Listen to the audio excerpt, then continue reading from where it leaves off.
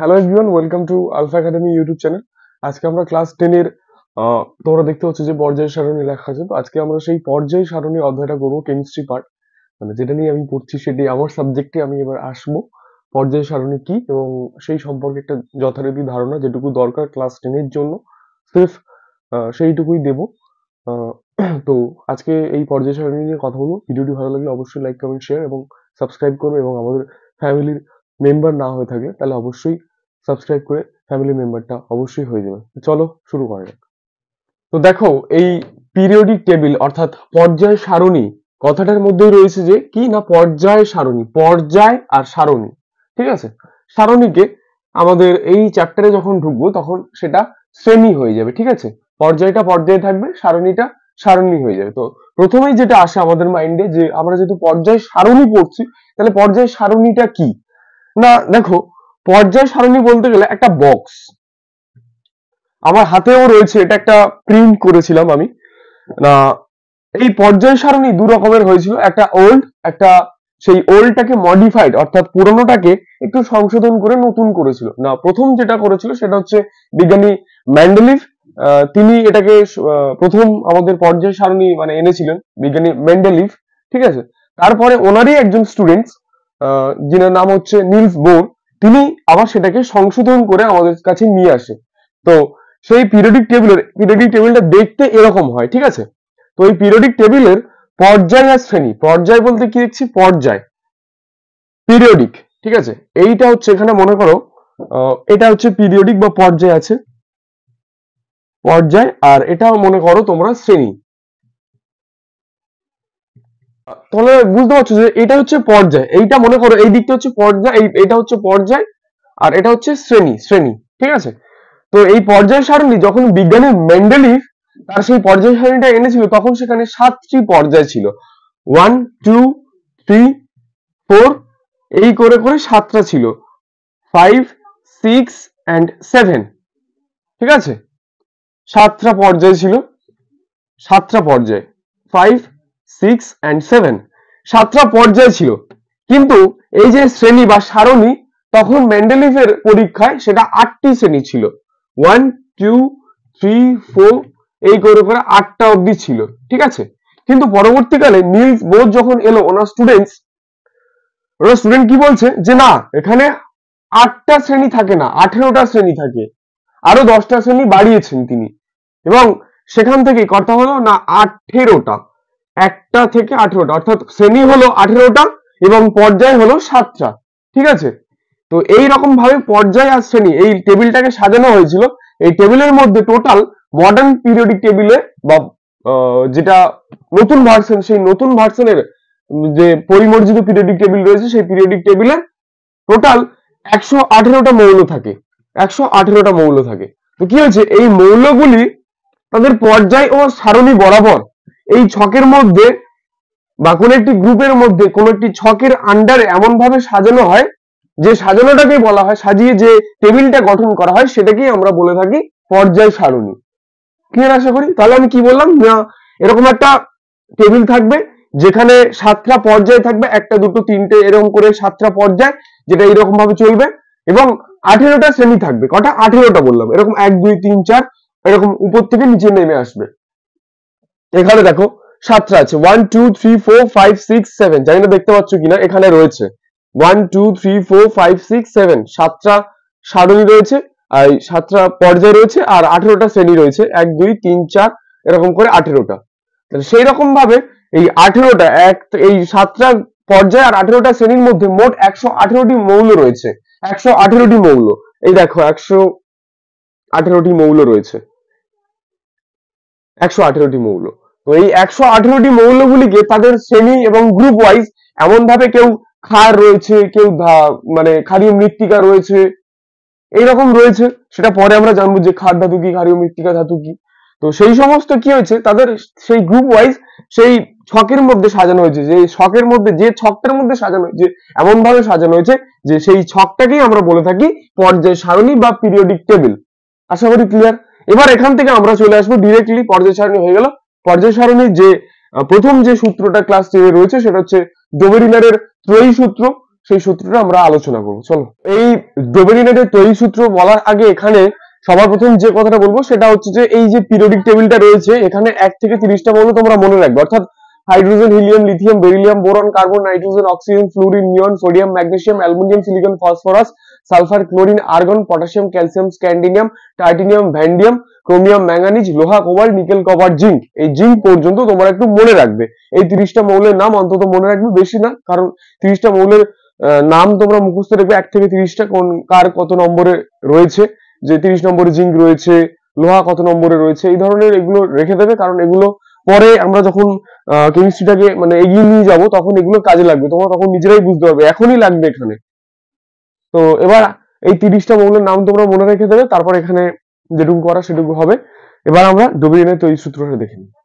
ডোবেরিনার 1817 সালে কি বলছে, বলছে যে রাসায়নিক ধর্মের মিল আছে এমন 3টি মৌলকে পাশাপাশি রাখলে, বা এমন 3টি মৌলের মাঝের মৌলটির পারমাণবিক গুরুত্ব, মাঝের মৌলটির পারমাণবিক গুরুত্ব পাশের দুটি মৌলের পারমাণবিক গুরুত্বের গড়ের প্রায় সমান হয়। ঠিক আছে, তাহলে মনে করো এরকম একটা 1 2 3 তিনটে মৌল রয়েছে, এই দুটো মৌলের গুরুত্ব, পারমাণবিক গুরুত্বের গড়, এই দুটো পারমাণবিক গুরুত্বের গড় গড় ঠিক আছে, মনে করো এর গড় আমি ধরলাম, সাপোজ ধরলাম এর গড় 2, এর গড়ও 2, 4, আর আমি গড়ের যেহেতু বলেছি তাই 2 দিয়ে ভাগ করেছি। ঠিক আছে, তাই 2 দিয়ে ভাগ করলে কি হয়, উত্তর হবে 2।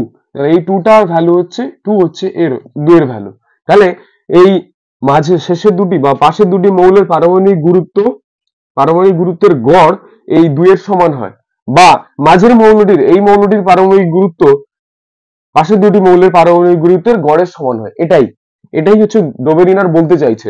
তাহলে এর পারমাণবিক গুরুত্ব আমি ধরলাম 2, এর পারমাণবিক গুরুত্ব ধরলাম আমি 2, তাহলে 2 2 4, 4টাকে আমি কি করছি 2 দিয়ে ভাগ করছি, যেহেতু গড় বলেছে তাই আমি 2 দিয়ে ভাগ করছি, 2 দিয়ে ভাগ করলে উত্তর হচ্ছে 2। এই 2টাই হচ্ছে আবার এই 2 এর পারমাণবিক গুরুত্ব। বা মনে করো 1 2 3 এই তিনটে, এরও 2, এরও 2, এরও 2। ঠিক আছে, তাহলে এর 2 এর 2 হলে 2 প্লাস 2/2, উত্তর কত হচ্ছে 2। তাহলে এই 2টাই হচ্ছে এই 2 এর ভ্যালু, 2 আছে কিনা। ডোবেরিনার এটাই বলতে চাইছে। তো এখান থেকে আমরা একটা এক্সাম্পল দেখে নেবো লিথিয়াম, সোডিয়াম আর পটাশিয়ামের মধ্যে। আমি এখানে প্রায় কথাটা লিখেছি, তার একটাই কারণ কিছু কিছু জিনিস পয়েন্টে আছে, যেমন পটাশিয়ামের ভ্যালু, লিথিয়াম আর সোডিয়াম পটাশিয়াম বললাম, লিথিয়াম সোডিয়াম অ্যান্ড পটাশিয়াম, এই তিনটা বললাম। লিথিয়ামের পারমাণবিক গুরুত্ব এখানে কত আছে দেখো, 6.94 আছে, যেখানে এটাকে সম্পূর্ণ 7 ধরে নেওয়া হয়। কেন? কারণ আমাদের সুবিধার্থে এটাকে আমরা সম্পূর্ণ 7 ধরি। তেমনি সোডিয়ামেরও রয়েছে 22.99, যেটাকে আমরা একেবারেই 23 ধরে নিই, কারণ সামান্য সামথিং কিছু ডিফারেন্স রয়েছে, যার জন্য আমরা পুরোটাকেই ধরে নিই, একটা গোটা সংখ্যা ধরি। তার জন্যই আমরা প্রায় কথাটা লিখেছি। ঠিক আছে, নাহলে প্রায় কথাটা লিখতাম না, একেবারে যদি সমান হতো তাহলে আমরা এরকম হতো না, কিন্তু একেবারেই তো সমান না, যেহেতু আমরা দশমিকটাকে আমরা ডিরেক্টলি পিওর একটা সংখ্যা দিয়ে কনভার্ট করে দিচ্ছি, তার জন্য। তাহলে আশা করি এই বিষয়টা বুঝতে পেরেছো। এবার আমি লিথিয়াম, সোডিয়াম আর পটাশিয়ামের মধ্যে সলভটা করব। লিথিয়াম, সোডিয়াম আর পটাশিয়াম, এখানে পটাশিয়ামেরও দেখো 39.10 আছে, এটা শুধুমাত্র 39 ধরা হয়। ঠিক আছে, তো এখানে আমি এক্সাম্পল দিয়ে বুঝিয়ে দিচ্ছি যে ডোবেরিনার কি বলতে চাইছে। তাহলে আমি কি বলেছি, যে এই মাঝের দুটি মৌলের এই পাশের দুটি মৌলের পারমাণবিক গুরুত্বের গড় এই মাঝখানের মৌলটির পারমাণবিক গুরুত্বের সমান হয়। কি বলেছি, রাসায়নিক ধর্মের মিল আছে এমন 3টি মৌলের, এই যে রাসায়নিক ধর্মের মিল আছে এমন 3টি মৌলের মাঝের মৌলটির পারমাণবিক গুরুত্ব অপর দুটি বা পাশের দুটি পাশের বা অপর মৌল দুটির পারমাণবিক গুরুত্বের গড়ের সমান হয়। তাহলে এর পারমাণবিক গুরুত্ব কত বললাম, 7, আর এর কত গুরুত্ব না 39, তাহলে বাই 2 করলাম, বাই 2 করলে কত আসে 46/2 ইকুয়ালস টু কত হচ্ছে 23। এই 23 কার আছে দেখো, সোডিয়ামের আছে। তাহলে এটাই ডোবেরিনার বলতে চাইছে, যে 23 দ্বারা বেরিয়ে গেল। এখানে আরো তোমরা করতে পারো ক্যালসিয়াম, ব্রোমিন আর আয়োডিনের মধ্যেও করতে পারো, কিন্তু এটাই জাস্ট উদাহরণ হিসেবে যখন তোমাকে এক্সামে দেবে যে ডোবেরিনারের তৈরি সূত্রটা লেখো, তখন সূত্রটা লিখবে, তারপর এখানে উদাহরণ হিসেবে লিখে দেবে যে এরকম লিথিয়াম, সোডিয়াম এবং পটাশিয়ামের মধ্যে আমরা ক্যালকুলেট করে পাই। যেটা সেটা হচ্ছে এই পেয়েছি, যেখানে 23টাই হচ্ছে আমার সোডিয়ামের পারমাণবিক গুরুত্ব। ঠিক আছে, চলো এবার আমরা ডিরেক্টলি চলে যাব মেন্ডেলিভের, যেটা প্রথমেই শুরুতে বলেছিলাম যে প্রথম মেন্ডেলিভি পর্যায় সারণীটা বা পিরিয়ডিক টেবিলটা আমাদের কাছে এনেছিলেন।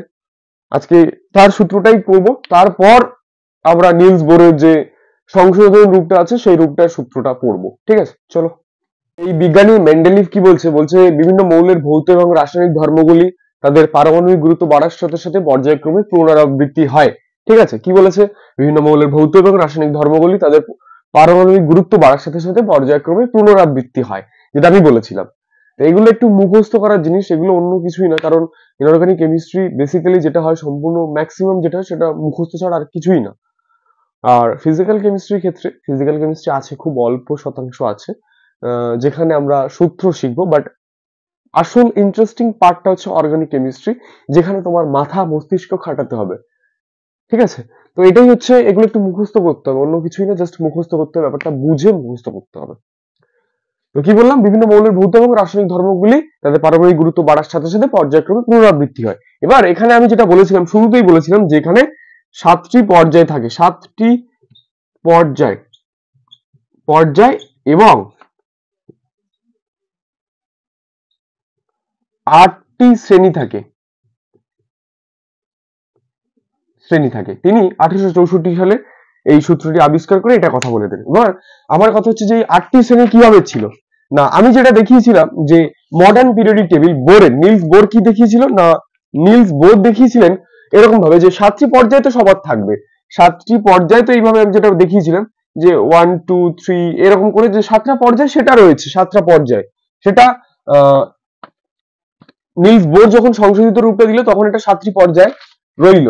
কিন্তু আমি যখন যদি মেন্ডেলিভের ক্ষেত্রেও দেখো ওল্ড পিরিয়ডিক টেবিলেও তিনি এই কথাটা বলেন যে 1 2 3 4 5 6 7 7টা পর্যায় কিন্তু সেম আছে দুজনের, শুধুমাত্র আমাদের মেন্ডেলিভ কি করেছিল, না আমরা যে মডার্ন পিরিয়ডিক টেবিলটা দেখছি যে গ্রুপটাকে 1 2 3 4 5 6 এইভাবে একটা সংখ্যা দিয়ে করে দিয়েছে, যে 1 2 3 4 এটা হচ্ছে মডার্ন পিরিয়ডিক টেবিলের 18টা করে এরকম করে 18টা।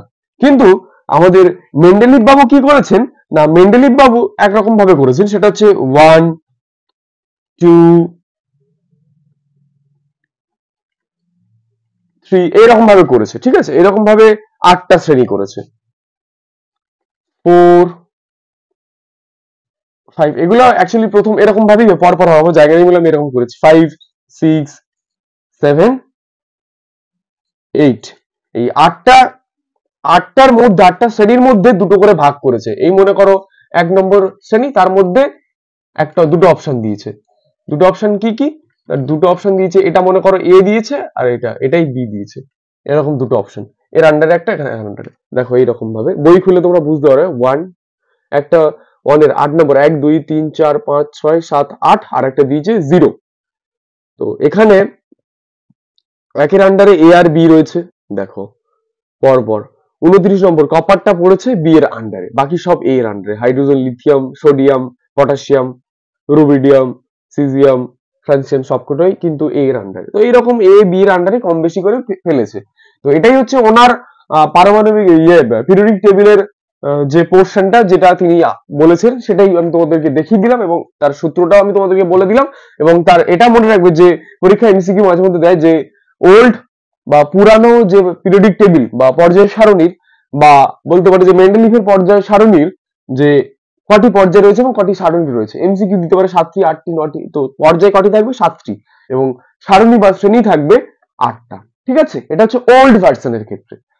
এবার এখান থেকে আমরা চলে আসবো ডিরেক্টলি যে মেন্ডেলিভের সংশোধিত যে পিরিয়ডিক টেবিলের যে মানে পর্যায় সূত্রটা রয়েছে সেটা, বা আমরা বলতে পারি নিলস বোরের পর্যায় সূত্র। ঠিক আছে, চলো।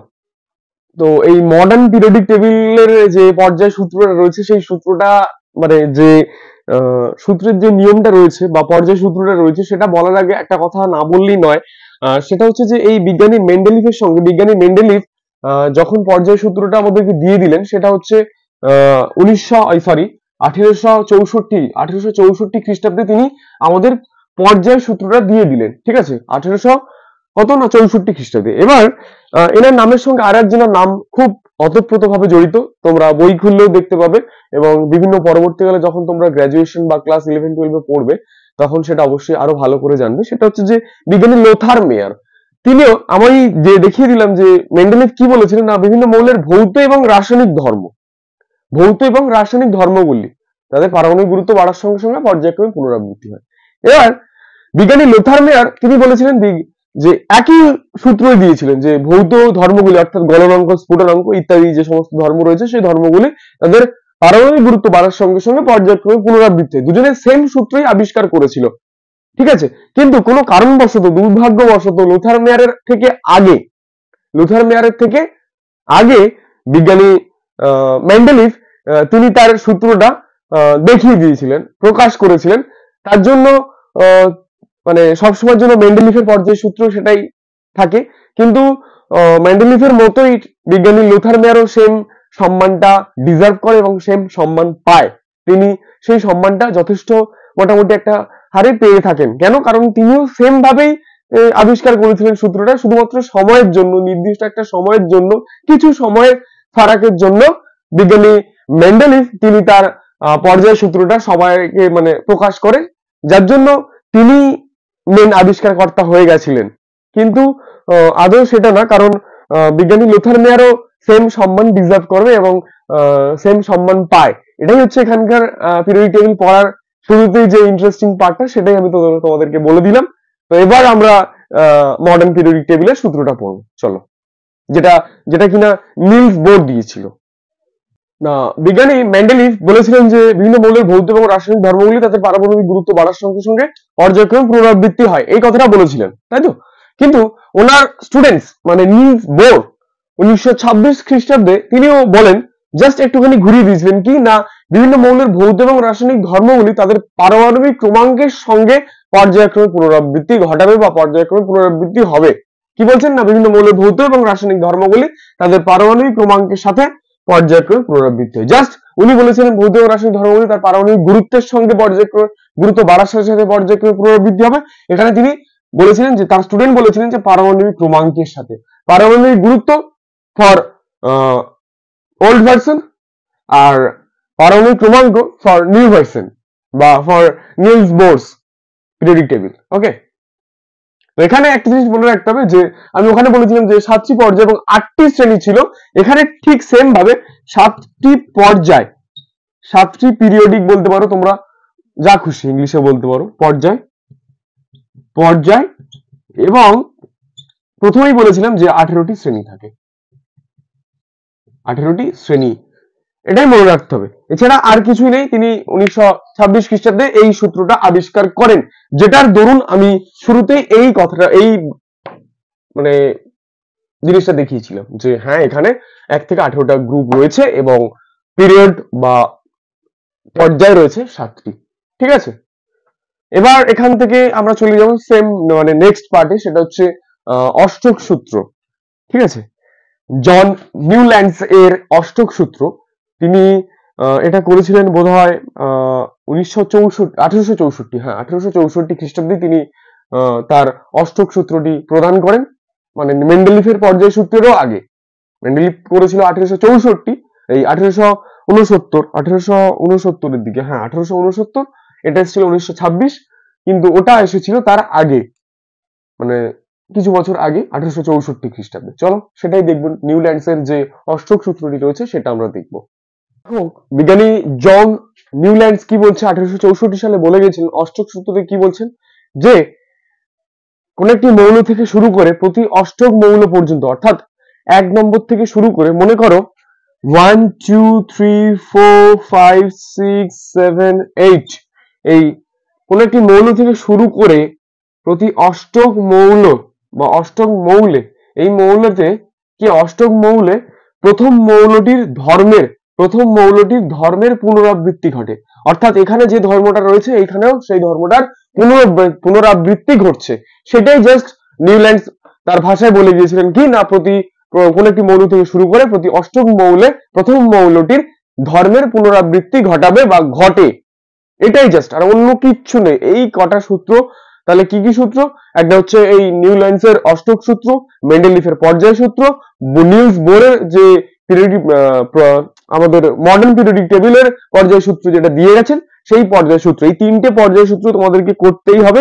মানে এই তিনটে পর্যায় সূত্র এর মধ্যে কোন একটা সূত্র, বিশেষ করে দোবেরিনারের, তার সাথে দোবেরিনারের ত্রয়ী সূত্র, যেটা আমি বলেছিলাম যে মাঝের মৌলটি পারমাণবিক গুরুত্ব পাশের দুটি মৌলের পারমাণবিক গুরুত্বের গড়ের প্রায় সমান হয়। প্রথম সূত্র যেটা ছিল দোবেরিনারের ত্রয়ী সূত্র, সেটাও খুব ইম্পর্টেন্ট। এই চারটে সূত্র তোমাদেরকে করতেই হবে, কারণ এই সূত্রগুলো না জানলে কিছুই হবে না। আর এগুলোই মোটামুটি আসে পরীক্ষায় আসার জন্য, খুব ইম্পর্টেন্ট। ঠিক আছে, তো এই হচ্ছে আমাদের পিরিয়ডিক টেবিলের মানে যে চারটে সূত্র ছিল সেই চারটে সূত্র আমি করিয়ে দিয়েছি। ঠিক আছে, এবার এখান থেকে দেখবো যে বিভিন্ন ধর্ম এখান থেকে কিভাবে কি পরিবর্তন হচ্ছে, পারমাণবিক ক্রমাঙ্ক, পারমাণবিক ব্যাসার্ধ কিভাবে বাড়ছে কমছে, সেগুলো আমরা দেখবো। ঠিক আছে, তো এই চারটে সূত্র আশা করি তোমরা বুঝতে পেরেছো। অষ্টক সূত্রটা আশা করি বুঝতে পেরেছো যে কি কোন একটি মৌল থেকে, 1 নম্বর মৌল থেকে শুরু করে প্রতি অষ্টম মৌল পর্যন্ত, সেই অষ্টম মৌলে প্রথম মৌলটির ভৌত ধর্মের বা প্রথম মৌলটির ভৌত রাসায়নিক যে কোনো ধর্মের মোটামুটি তার ধর্মের পুনরাবৃত্তি ঘটাবে বা ঘটে। ঠিক আছে, অর্থাৎ এখানে যে ধর্মটা ঘটছে সেই ধর্মটার পুনরাবৃত্তি ঘটছে এই অষ্টক নম্বর মৌলতে বা 8 নম্বর মৌলতে। আশা করি ক্লিয়ার হয়েছে। ঠিক আছে, এবার চলো নেক্সট পার্টে যাবো আমরা। তোমাদের ক্লাস 10 এর জন্য এখানে কিছু জিনিস জানতে হবে, সেটা হচ্ছে বিভিন্ন রকম ধাতু সম্পর্কে। না কোনো জিনিস হচ্ছে ক্ষার ধাতু, ক্ষারীয় মৃত্তিকা ধাতু, তারপর হ্যালোজেন, তারপর রয়েছে নোবেল গ্যাস বা নিষ্ক্রিয় মৌল বলতে পারো, নিষ্ক্রিয় গ্যাস। তো এরকম অনেক কিছুই রয়েছে। তো এখানে তোমরা যদি দেখো এই ইয়েলো কালারটা পুরোপুরি 1 নম্বর শ্রেণীটা যেটা রয়েছে আমাদের মডার্ন পিরিয়ডিক টেবিল অর্থাৎ নিলস বোরের, সেটা লেখা আছে নিচে ক্ষার ধাতু। তারপর গ্রিনটা, সবুজটাকে বলা হয়েছে ক্ষারীয় মৃত্তিকা ধাতু। তারপর এখানে এই ব্লু টাইপের এটাকেই বলা হয়েছে পুরোটা, সেটা হচ্ছে সন্ধিগত মৌল।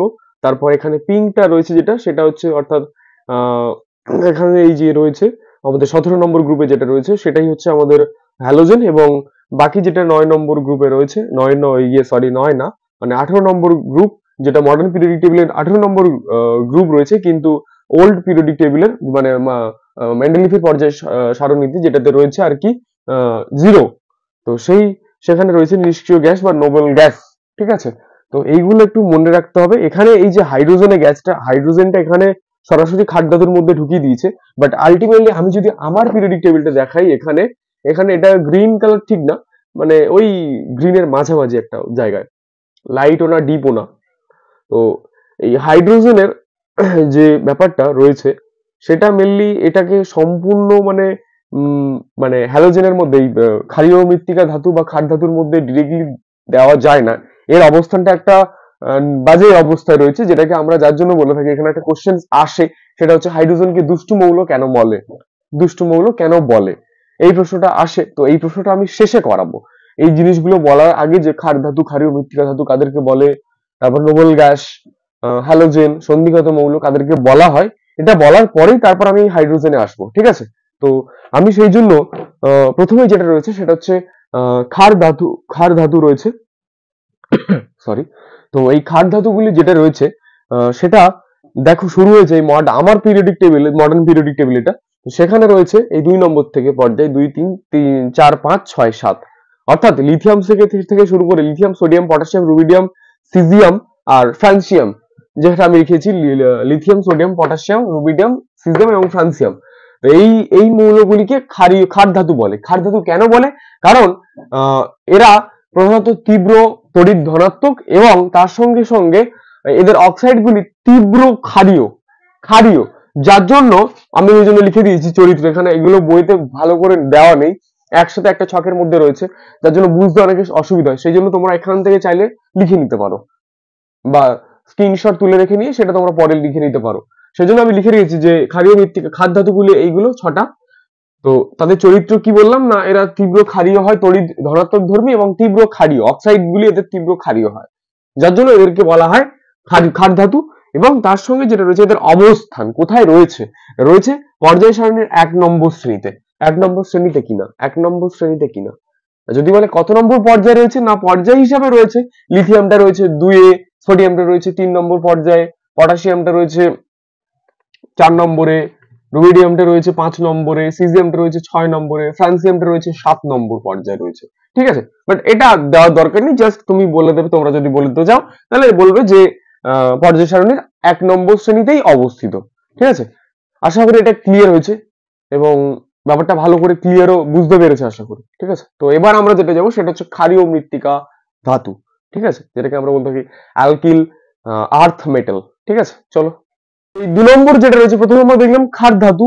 ঠিক আছে, এবার আমরা যেটা দেখবো সেটা হচ্ছে ক্ষারীয় মৃত্তিকা ধাতু।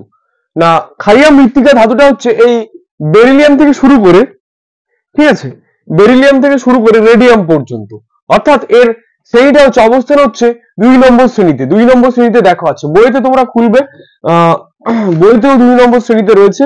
এখান থেকে beryllium, magnesium, calcium, strontium, barium, radium, ঠিক আছে, পুরোটাই রয়েছে।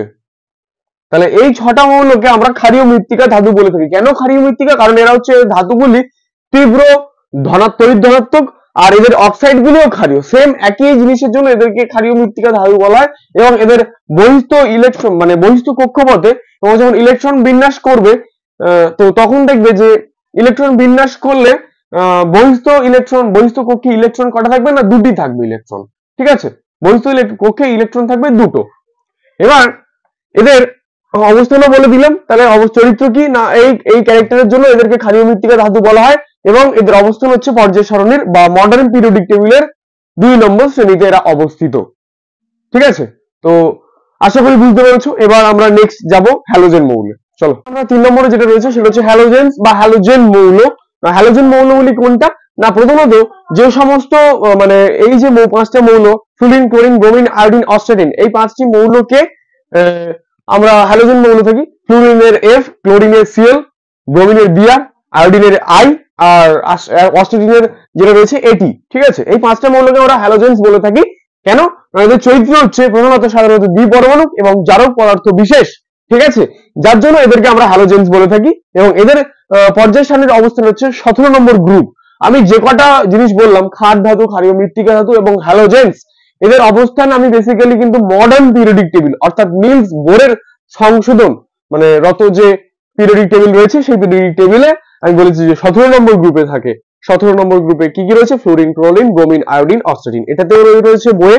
এবং আমি আমার মানে ল্যামিনেট করা জিনিসটা থেকেও দেখাচ্ছি 17 নম্বর গ্রুপে রয়েছে কিনা। দেখো, fluorine, chlorine, bromine, iodine, oxygen, তো এই কটা রয়েছে আমাদের হ্যালোজেনস। ঠিক আছে, এই হয়ে গেল এদের অবস্থান, এই হয়ে গেল চরিত্র, তাই তো। এবার আমরা হ্যালোজেনের পরে যেটা পড়বো সেটা হচ্ছে নিষ্ক্রিয় মৌল বা নোবেল গ্যাস। খুব ইন্টারেস্টিং এটা। তারপর আরেকটা পড়বো সেটা হচ্ছে সন্ধিগত মৌল। দুটো পড়লে তারপর আমরা বেসিক্যালি আর কয়েকটা জিনিস পড়ে ক্লাসটা পুরোপুরি শেষ করে দেবো। চলো, তো এবার আমরা নিষ্ক্রিয় গ্যাস বা নোবেল গ্যাস সম্পর্কে পড়বো। এটা রয়েছে সেটা হচ্ছে নিষ্ক্রিয় মৌল বা নোবেল গ্যাস। নোবেল গ্যাস কোন ফাটা মৌলকে বলা হয় না, helium, neon, argon, krypton, xenon আর রেডন। হিলিয়ামের He, নিয়নের Ne, আর্গনের Ar, ক্রিপ্টনের Kr, জেননের Xe আর রেডনের Rn।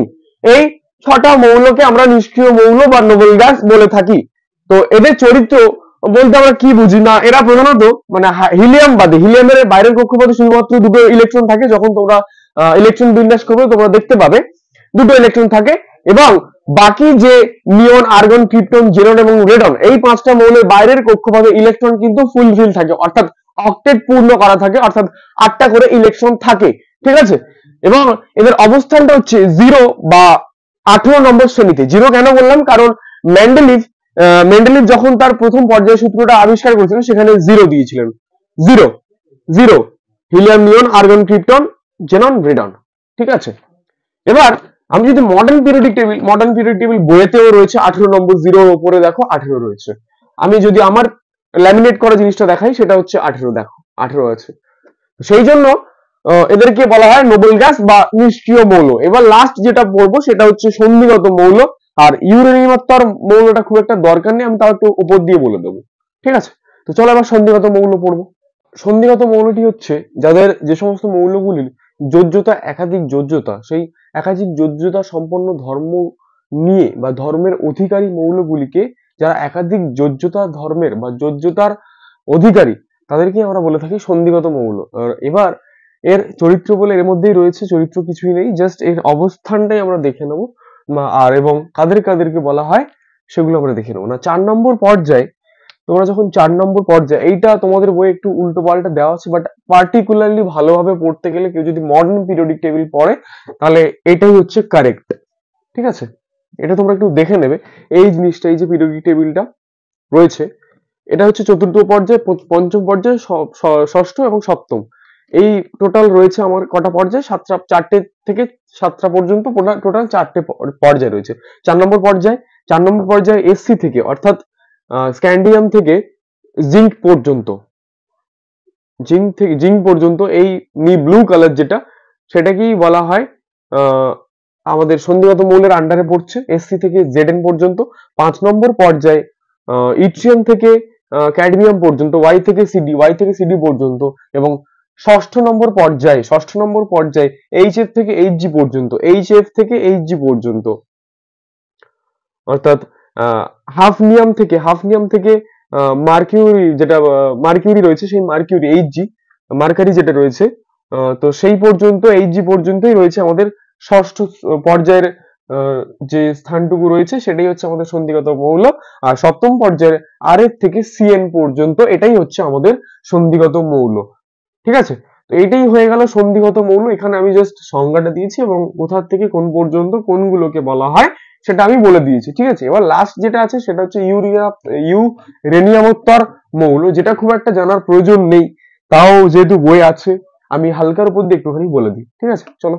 এই যে ইউরেনিয়ামোত্তর মৌলগুলি নেপচুনিয়াম থেকে এলআর পর্যন্ত, অর্থাৎ 93 টু 107 পর্যন্ত, 103 পর্যন্ত, সরি 103 পর্যন্ত, মানে 93, এর হচ্ছে পরমাণু ক্রমাঙ্ক হচ্ছে 93 আর এর হচ্ছে 103।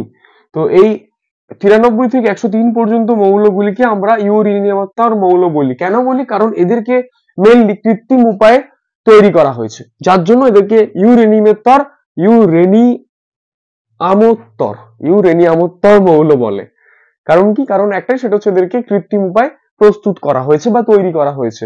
ঠিক আছে, নেপচুনিয়াম থেকে এলআর পর্যন্ত, 93 টু 103 পর্যন্ত। ঠিক আছে, এই হয়ে গেল। এবার আমরা নেক্সট পার্টে যাব। এখানে আরেকটা যেটা বলেছিলাম যে হাইড্রোজেনের অবস্থান ঘটিত যে ব্যাপারটা, সেটাই এবার আলোচনা করবো, দিয়ে একটা অন্য পার্টে যাব, লাস্ট টপিক। ঠিক আছে, চলো। এই যে পিরিয়ডিক টেবিলে হাইড্রোজেনটা রয়েছে, হাইড্রোজেন, কেউ বলছে এটি ক্ষার ধাতু গ্রুপে রয়েছে, অর্থাৎ গ্রুপ অনেতে রয়েছে। আবার কেউ বলছে হ্যালোজেন নামক এই গ্রুপে রয়েছে, অর্থাৎ গ্রুপ 17 এ রয়েছে। তাহলে আমরা কি দেখছি না, হাইড্রোজেনকে যে দুষ্টু মৌল বলে, দুটি দুষ্টু মৌল বলার এটা একটি তর্ক সাপেক্ষ বা বিতর্কজনিত একটা ব্যাপার। আমরা এটা লিখবো যে পর্যায় সারণীতে পিরিয়ডিক টেবিলের অবস্থান একটি বিতর্কজনীন ব্যাপার। ঠিক আছে, বা বিতর্ক জনীন ঘটনা। কারণ গ্রুপ 1 এবং গ্রুপ 17 এর সঙ্গে, অর্থাৎ ক্ষার ধাতু এবং হ্যালোজেন মৌলের সঙ্গে যেমন সাদৃশ্য রয়েছে, তেমন বৈসাদৃশ্যও রয়েছে, যার জন্য হাইড্রোজেনকে দুষ্টু মৌল বলা হয়। এবার আমরা যেহেতু বললাম কি কি না, একটা হচ্ছে ক্ষার ধাতু, আর একটা রয়েছে হ্যালোজেন। ঠিক আছে, আমি বলেছি এদের সঙ্গে যেমন সাদৃশ্য আছে তেমন বৈসাদৃশ্য আছে। তাহলে এখানেও দুটো টপিক হবে, সেটা হচ্ছে একটা হচ্ছে সাদৃশ্য, আর একটা হচ্ছে বৈসাদৃশ্য।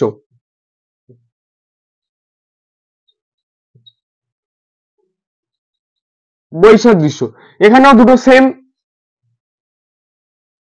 জিনিস হবে না, এখানেও সাদৃশ্য বৈসাদৃশ্য আছে, এখানেও সাদৃশ্য বৈসাদৃশ্য হবে। তাহলে আমি শুরুতে একটা ডায়লগ মেরে দেবো, লেকচার কি না, পর্যায় সারণীতে হাইড্রোজেনের অবস্থান একটি তর্কজনীন বা বিতর্কবহুল ঘটনা। কারণ পর্যায় সারণীর 1 নম্বর গ্রুপ এবং 17 নম্বর গ্রুপের মধ্যে যেমন সাদৃশ্য রয়েছে তেমন বৈসাদৃশ্যও রয়েছে। দিয়ে আমরা প্রথমে লিখবো ক্ষার ধাতুর ক্ষেত্রে সাদৃশ্য এবং বৈসাদৃশ্যতা, এবং হ্যালোজেন, তারপর লিখবো হ্যালোজেনের ক্ষেত্রে সাদৃশ্য এবং বৈসাদৃশ্যতা। চলো লিখে ফেলি। যেটা বলেছিলাম সেইটাই আমি লিখে দিলাম। এই লেকচারটা তোমরা একটু লিখে নেবে, এখানে একটু দেখে নাও, আমি সরে আসছি সাইডে, তোমরা একটু দেখে নাও যে পর্যায় সারণীতে হাইড্রোজেনের অবস্থান একটি বিতর্কজনিত ব্যাপার, গ্রুপ 1 এবং গ্রুপ 17। অর্থাৎ এখানে তোমরা লিখে দিতে হবে যে অর্থাৎ ক্ষার ধাতু এবং হ্যালোজেন যে মৌলগুলি রয়েছে সেই মৌলগুলির সাথে যেমন সাদৃশ্য আছে, সাদৃশ্যতা বা সাদৃশ্য আছে, তেমনি বৈসাদৃশ্য বা বৈসাদৃশ্যতা আছে। দিয়ে তারপরে যেটা লিখবে সেটা আমি লিখে দিচ্ছি, তোমরা সেটা জাস্ট দেখে নেবে। ঠিক আছে, চলো। ক্ষার ধাতুর সঙ্গে সাদৃশ্যতা। ক্ষার ধাতুর সঙ্গে সাদৃশ্যতা কি লিখেছি? ক্ষার ধাতুর মতো হাইড্রোজেনের যোজ্যতা, ক্ষার ধাতুগুলিরও যোজ্যতা 1, হাইড্রোজেনের যোজ্যতা 1। এবার বলছে হাইড্রোজেন ক্ষার ধাতুর মতো একটি ইলেকট্রন বর্জন করে। হাইড্রোজেন কেন বর্জন করে আমি বলে দিচ্ছি। না, একটি ক্ষার ধাতু, আমি মনে করো NaCl নিলাম, এই Na প্লাস NaCl টাকে আমি, আচ্ছা NaCl নিলাম, NaCl, এখানে আমরা রিঅ্যাকশনটা করলে কি পাই? এটা পাই Na plus plus Cl minus, অর্থাৎ সোডিয়াম, এই সোডিয়ামের বাইরের কক্ষপথে ইলেকট্রন কটা থাকে? আমরা জানি একটি ইলেকট্রন থাকে। যখন আমরা ইলেকট্রন বিন্যাস করব, কারণ সোডিয়ামের 11 এবং ক্লোরিনের 17, তাহলে কি হচ্ছে, সোডিয়াম একটি ইলেকট্রন, এই একটা প্লাসের জন্য একটা ইলেকট্রন, এখানে যদি 2 প্লাস থাকতো তাহলে দুটো ইলেকট্রন ছেড়ে দিত, তাহলে শুধুমাত্র একটা ইলেকট্রন ছেড়ে দিচ্ছে, এবং সেই একটা ইলেকট্রনটা কে নিচ্ছে? না, এই নিয়ে নিচ্ছে, ক্লোরিন নিয়ে নিচ্ছে।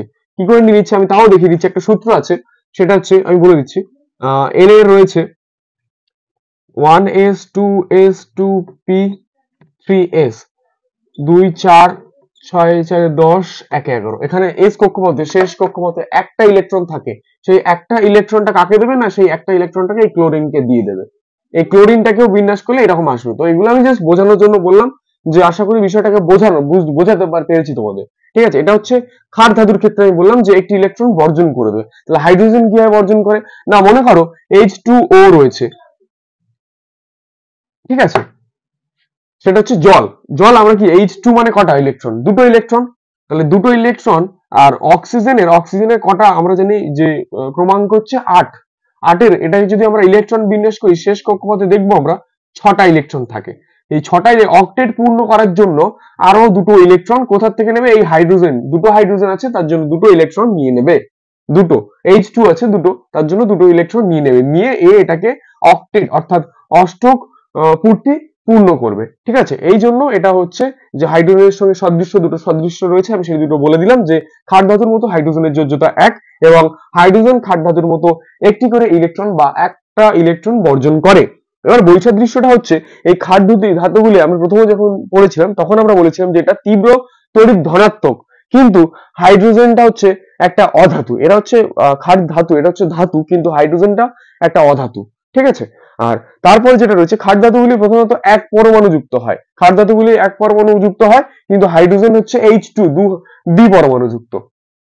ঠিক আছে, এই হচ্ছে দুটো সাদৃশ্য এবং দুটো বৈসাদৃশ্য। এটা কার ক্ষেত্রে হলো? না, ক্ষার ধাতুর ক্ষেত্রে। এবার আমরা যেটা বলেছি সেটা হচ্ছে হ্যালোজেনের ক্ষেত্রে। হ্যালোজেনের ক্ষেত্রে এরকম দুটো সাদৃশ্য এবং দুটো বৈসাদৃশ্য, অর্থাৎ প্রথমে যে হাইড্রোজেনকে দুষ্টু মৌল বলে না, একটা আমি লেকচার দিয়েছি, তারপর ক্ষার ধাতুর ক্ষেত্রে সাদৃশ্য এবং বৈসাদৃশ্য আমি লিখলাম, তারপরে হ্যালোজেনের ক্ষেত্রে বৈসাদৃশ্য এবং সাদৃশ্য লিখলেই তারপর মানে উত্তরটা কমপ্লিট হবে। ঠিক আছে, তো চলো এবার হ্যালোজেনের ক্ষেত্রে দেখবো। হ্যালোজেনের ক্ষেত্রে সাদৃশ্য এবং বৈসাদৃশ্য। না, আমরা জানি যে হ্যালোজেনগুলি দ্বিপরমাণু যুক্ত, কিন্তু হাইড্রোজেন সেখানে দ্বিপরমাণু যুক্ত হচ্ছে, তাহলে উভয় ক্ষেত্রেই দ্বিপরমাণু যুক্ত হচ্ছে। ঠিক আছে, সেটা হচ্ছে সাদৃশ্য। তাই জন্য এটা 1 নম্বর হচ্ছে হ্যালোজেনগুলি দ্বিপরমাণু যুক্ত এবং হাইড্রোজেনটাও দ্বিপরমাণু যুক্ত। দ্বিতীয় সাদৃশ্যতা কি আছে? না, হাইড্রোজেন এবং হ্যালোজেন উভয়ই কিন্তু অধাতু। ঠিক আছে, হাইড্রোজেন এবং হ্যালোজেন উভয়ই অধাতু। এই হচ্ছে দুটো সাদৃশ্য। এবং হ্যালোজেনের সাথে বৈসাদৃশ্যটা কি আছে? না, আমরা জানি যে হ্যালোজেনের শেষ কক্ষপথে, হাইড্রোজেনের শেষ কক্ষপথে একটি ইলেকট্রন থাকে। একটাই তো কক্ষপথ হাইড্রোজেনের, যার একটি কক্ষপথে একটি মাত্র ইলেকট্রন থাকে। কিন্তু আমরা যখন এই হ্যালোজেন মৌলগুলি দেখব, অর্থাৎ ফ্লুরিন, ক্লোরিন, ব্রোমিন, আয়োডিন, অস্টাটিন, এই 5টা মৌলের আমরা যখন ইলেকট্রন বিন্যাস করব, প্রত্যেকটা ক্ষেত্রে শেষ কক্ষপথে দেখব আমরা 7টা ইলেকট্রন থাকে। 7টা ইলেকট্রন থাকে। তাহলে এটা হচ্ছে ফার্স্ট বৈসাদৃশ্য।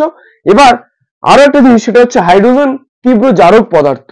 এবার তীব্র কি বিজারক পদার্থ। হাইড্রোজেন হচ্ছে তীব্র বিজারক পদার্থ এবং হ্যালোজেন হচ্ছে তীব্র জারক পদার্থ। বিজারক পদার্থ কেন? কারণ হাইড্রোজেন হচ্ছে এক ধরনের ক্যাটায়ন, অর্থাৎ একটি ইলেকট্রন থাকে। আমরা যদি HCl হাইড্রোক্লোরিক যেটা করি, HCl হাইড্রোক্লোরিক অ্যাসিড, যেটা আমরা যদি HCl এর যদি ইলেকট্রন বিন্যাস করি, বা HCl, তাই তো, এই সেলটাকে আমরা যখন যদি ইলেকট্রন বিন্যাস করি, তাহলে আমরা কি পাবো? না, H plus plus Cl minus. Cl minus কেন হলো? কারণ এই হাইড্রোজেন একটি ইলেকট্রন কোথায় প্রদান করবে? এই ক্লোরিনকে দেবে, কারণ ক্লোরিনের বিন্যাস করলে, ইলেকট্রন বিন্যাস করলে আমরা দেখব এখানে 7টা থাকে, 7টা। এই অক্টেট ফুলফিল করার জন্য, এই ক্লোরিনটা অক্টেট ফুলফিল করার জন্য একটি ইলেকট্রন এই হাইড্রোজেনের থেকে নিয়ে নেবে, বা হাইড্রোজেন একটি ইলেকট্রন ক্লোরিনের অক্টেট ফুল হওয়ার জন্য একটি ইলেকট্রন এই ক্লোরিনকে দিয়ে দেবে। তো তার জন্য এই হচ্ছে একটা বৈসাদৃশ্য, যার জন্য এখানে এর পরে এইটা হলো সাদৃশ্য এবং বৈসাদৃশ্য হয়ে গেল। তাহলে আমি কি কি করালাম না, হাইড্রোজেনের যে দুষ্টু মৌল বলছি আমরা, কেন বললাম না, প্রথমে একটা লেকচার আমি দিয়ে দিয়েছিলাম যে কোনোটাতেই যুক্তিযুক্ত না, কারণ যে হ্যালোজেনের সঙ্গে বৈসাদৃশ্য সাদৃশ্য আমি লিখে দিয়েছি, হ্যাঁ হাইড্রোজেন, তারপর রয়েছে ক্ষার ধাতুর সঙ্গে সাদৃশ্য এবং বৈসাদৃশ্য দুটোই লিখে দিয়েছি। এটা হয়ে যাওয়ার পর শেষে তোমরা লিখবে একটা সারমর্ম লিখতে হয়, যে সুতরাং হাইড্রোজেন, সেটা আমি লিখে দিলে মনে হয় বেশি বেটার হয়, ঠিক আছে আমি লিখে দিচ্ছি। সেটা একটা লেকচার আমি দিয়েছিলাম, তারপরে বলে দিয়েছিলাম যে হাইড্রোজেন এবং হ্যালোজেন এবং ক্ষার ধাতুর সঙ্গে যে সাদৃশ্য বৈসাদৃশ্য সেটা আমি করে দিয়েছি। তারপর সবশেষে তোমরা লিখবে সুতরাং হাইড্রোজেনকে গ্রুপ 17 মেন্ডেলিফের মতানুসারে হাইড্রোজেনকে গ্রুপ 1 অর্থাৎ এই গ্রুপে, যেটাকে আমরা ক্ষার ধাতু বলছি, সেই ক্ষার ধাতু এবং গ্রুপ 17 অর্থাৎ হ্যালোজেন গ্রুপে কোনোটিতে বসানো সম্ভব না, বা কেউ যদি বলে থাকে যে হাইড্রোজেন হ্যালোজেনের আন্ডারে পড়ে বা হাইড্রোজেন ক্ষার ধাতুর আন্ডারে পড়ে, সেটা সম্পূর্ণ ঠিক না।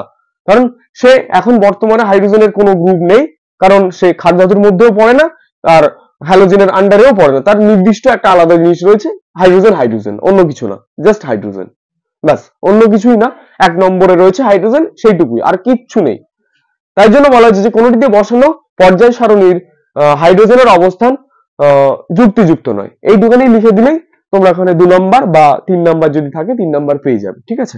এবার আমরা এখানে কিছু জিনিস দেখবো যে পারমাণবিক ক্রমাঙ্ক, পারমাণবিক ব্যাসার্ধ, তড়িৎ ঋণাত্মকতা, জারণ বিজারণ, এগুলো দেখবো। অর্থাৎ পর্যায় সারণীর পর্যায় বরাবর, অর্থাৎ পর্যায় বরাবর বলতে উপর থেকে নিচের দিকে এলে বা ডান দিক থেকে বাঁ দিক থেকে ডান দিকে গেলে কি হয়, বাড়ে বা কমে, এগুলো কেন বাড়ে কমে সেগুলো এই মুহূর্তে জানাটা দরকার না, কারণ ক্লাস 10 লেভেলে এগুলো আসে না। জাস্ট জেনে রাখতে হবে যে কোন দিক থেকে কোন দিকে গেলে বাড়ে বা কমে, ক্লাস 11-12 এগুলো রয়েছে, ঠিক আছে। তো চলো, যেটা রয়েছে সেটা হচ্ছে পারমাণবিক ব্যাসার্ধ, ঠিক আছে। পারমাণবিক ব্যাসার্ধ আমরা যদি পর্যায় বরাবর দেখি, কোন দিকে পর্যায় থেকে আমরা দেখি যে এই দিকে পর্যায় থেকে 1 2 3 এরকম করে 7টা পর্যায় রয়েছে, ঠিক আছে। তো এই ওপর থেকে নিচে এলে, পর্যায় বরাবর ওপর থেকে নিচে এলে বা 1 নম্বর থেকে 7 নম্বরের দিকে এলে কি হয় না, বৃদ্ধি পায় পারমাণবিক ব্যাসার্ধ, মৌলগুলি পারমাণবিক ব্যাসার্ধ বৃদ্ধি পায়। এই বৃদ্ধি পাওয়ার অনেক রকম রিজন রয়েছে, যেমন ইলেকট্রনের সংখ্যা বৃদ্ধি পাচ্ছে। যখন আমরা 1 নম্বরে দেখছি, 1 নম্বরে কি রয়েছে না, 1 নম্বরে আমরা দেখছি পরপর যে হাইড্রোজেন রয়েছে, বা তারপর যেগুলো রয়েছে যে লিথিয়াম রয়েছে, সোডিয়াম রয়েছে। এখানে কি হচ্ছে, লিথিয়ামে রয়েছে 3 নম্বর, 3টে পারমাণবিক ক্রমাঙ্ক, কত হচ্ছে 3টে। যখন আমরা সোডিয়াম আসছে তখন সেটা 11 হয়ে যাচ্ছে, এইভাবে বাড়তে থাকছে। তাই আমরা যদি দেখি যে পর্যায় বরাবর যদি ওপর থেকে নিচে আসে তখন বৃদ্ধি পাচ্ছে। প্রথম বৃদ্ধি পাওয়ার কারণটা কি না, ইলেকট্রন সংখ্যা বৃদ্ধি পাচ্ছে, যার যত ইলেকট্রন সংখ্যা বেশি তার পারমাণবিক ব্যাসার্ধ তত বেশি, সে তত আকারে পারমাণবিক ব্যাসার্ধটা তার তত বেশি, ঠিক আছে। এটা হচ্ছে পারমাণবিক ব্যাসার্ধ বৃদ্ধি হচ্ছে। আর যদি আমরা শ্রেণী বরাবর, আমরা জানি এখান থেকে 1 2 3 4 5 1 2 3 এরকম করে 18টা শ্রেণী রয়েছে। তো এই শ্রেণী বরাবর বাম দিক থেকে ডান দিকে এলে, বাম দিক থেকে ডান দিকে আসছি,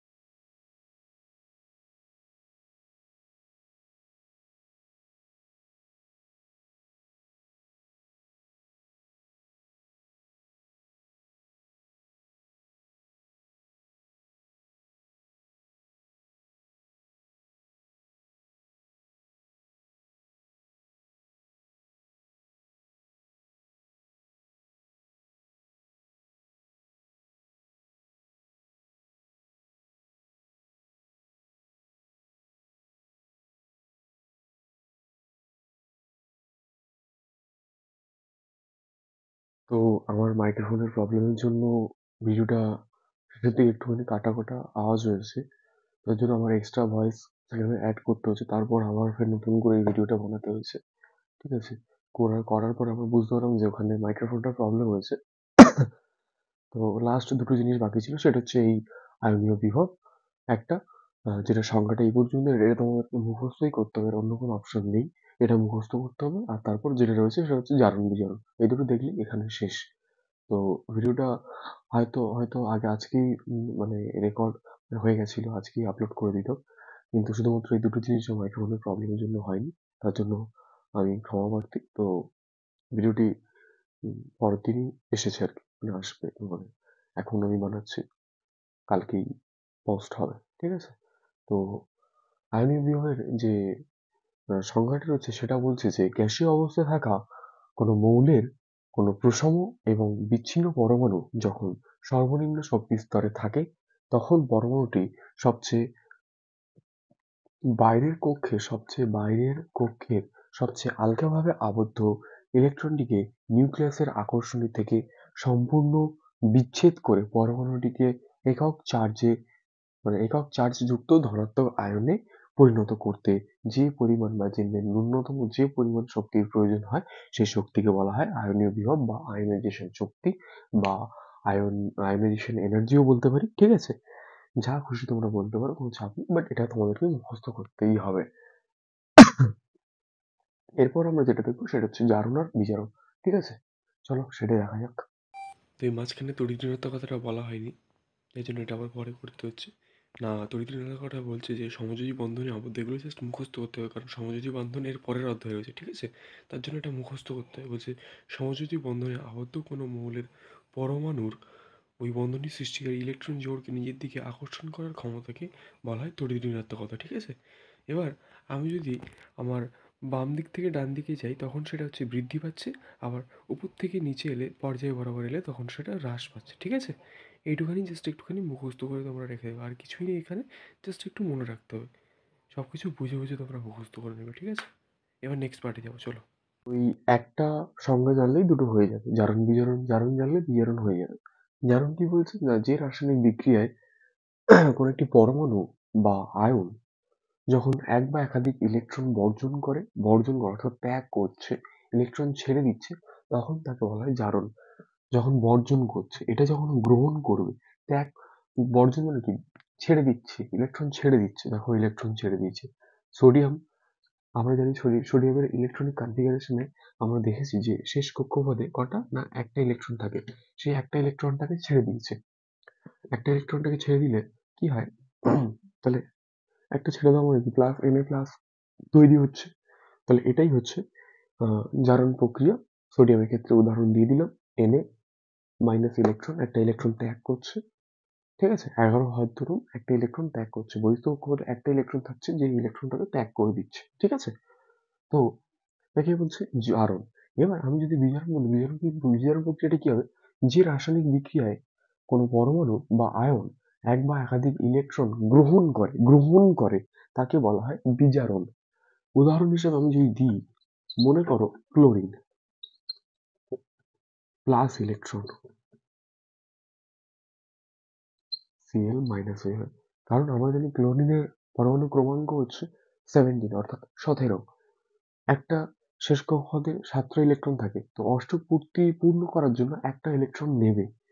যদি একটা ইলেকট্রন নেয় তাহলে কি হবে, Cl মাইনাস। এটা হচ্ছে এর উদাহরণ, মানে বিজারণের উদাহরণ। এটা হচ্ছে বিজারণ, বিজারণের উদাহরণ। ঠিক আছে, এবার এই জারণের ক্ষেত্রে কি হয়, জারণ যখন এই পর্যায় বরাবর উপর থেকে, মানে শ্রেণী বরাবর পর্যায়ে উপর থেকে নিচে আসে, 1 2 3 এরকম করে 7 নম্বরের দিকে যখন নিচে নেমে আসে, তখন সেটা হ্রাস পায়, জারণ হ্রাস পায়। এটা জারণের ক্ষেত্রে বলছি, জারণের ক্ষেত্রে যখন বাম দিক থেকে ডান দিকে যায় তখন সেটা বৃদ্ধি পায়। কিন্তু বিজারণের ক্ষেত্রে উল্টো হয়।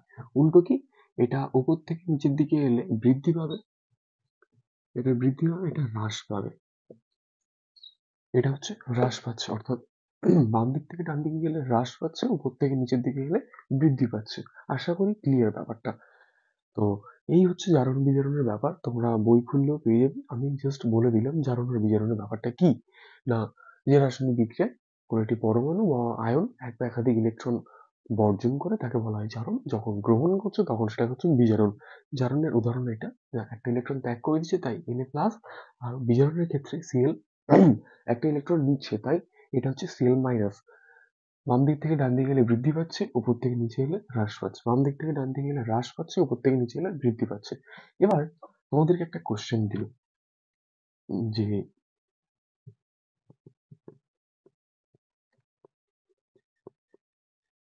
সাপোজ মনে করো সোডিয়াম, ম্যাগনেসিয়াম এবং অ্যালুমিনিয়াম, ঠিক আছে, এই তিনটি মৌল দিয়েছে তোমাদেরকে। বলছে শ্রেণী বরাবর, অর্থাৎ বাম দিক থেকে ডান দিকে, বাম দিক থেকে ডান দিকে এই বরাবর এদেরকে সাজাও, জারণ এবং বিজারণের ক্রম বর্ধমান অনুসারে সাজাও। প্রথমে আসি জারণের ক্ষেত্রে। জারণের ক্ষেত্রে আমরা কি জানি, জারণের বাম দিক থেকে ডান দিকে গেলে কি হচ্ছে, বৃদ্ধি পাচ্ছে। তাহলে আমরা দেখব পর্যায় সারণীর ক্ষেত্রে আমরা যদি দেখি তখন দেখব সোডিয়াম, ম্যাগনেসিয়াম, অ্যালুমিনিয়াম পরপর রয়েছে। তাহলে প্রথমে কার রয়েছে, প্রথমে কার রয়েছে, প্রথমে রয়েছে আমাদের হুম, তার থেকে বেশি কার রয়েছে, তার থেকে বেশি রয়েছে ম্যাগনেসিয়ামের, তার থেকে রয়েছে অ্যালুমিনিয়ামের, ঠিক আছে। তো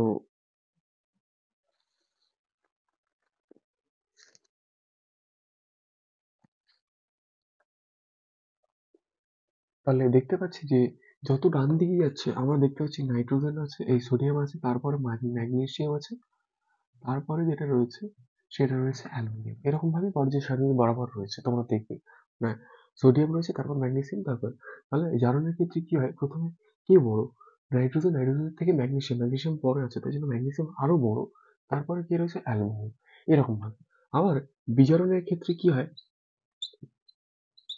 বিজারণের ক্ষেত্রে কি হয় না, বিজারণের ক্ষেত্রে নাইট্রোজেন পরপর আছে মানে এই দিক থেকে এই দিকে গেলে, বাম দিক থেকে ডান দিকে গেলে আরো হ্রাস পায়। তাহলে কে বড় হবে, নাইট্রোজেনই সব থেকে, এই সোডিয়ামই সবচেয়ে বড় হয়। তারপরে তার আগে কি আসে, ম্যাগনেসিয়াম, তার আগে আসে অ্যালুমিনিয়াম। অ্যালুমিনিয়াম সবচেয়ে ছোট হয়, ছোট ছোট মানে জারণ সংখ্যা ছোট, বলতে জারণ সংখ্যা, বিজারণ সংখ্যা কম হয়, বিজারণের সংখ্যাটা কম হয়, যত ডান দিকে যাবে তত কম হবে, বাট আগের দিকে বাঁ দিকে এলে তখন বৃদ্ধি পায়। এই হচ্ছে জারণ বিজারণের ব্যাপারটা। তো আশা করি বুঝতে পেরেছো ভিডিওটি। আর পুরো ক্লাসটা আশা করি বুঝতে পেরেছো। তো ভিডিওটি ভালো লাগে অবশ্যই সেই একই কথা, লাইক, কমেন্ট, শেয়ার এবং সাবস্ক্রাইব করে দিও।